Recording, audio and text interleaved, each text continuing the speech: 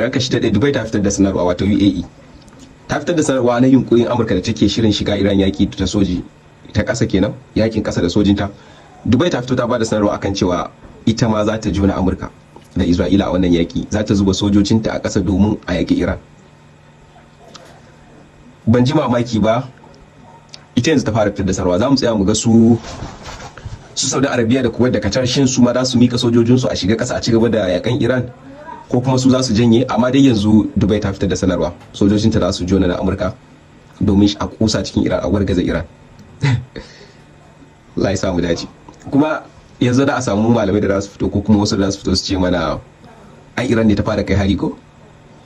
Bayan Donald Trump ya fito ya bayyana cewa da Dubai da Qatar da Saudi Arabia kowanne sun da ta bashi tiriliyan biyu, $2 trillion, in ka ya bada $6 trillion kafin a fara wannan yakin.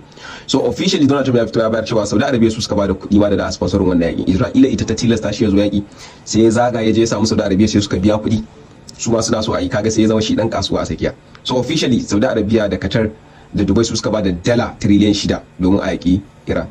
Ka aje maganin aqida a gefe, wallahi su Dubai da su Saudi Arabia sun cuce musulmai, sun zalunce mu. Shine gaskiyar magana, wallahi sun bala'in zalunta mu. Zan yi bidiyo na gaba domin na maka bayani wani sabon bincike da na yi game da duk wannan yakin gaba ɗayanta.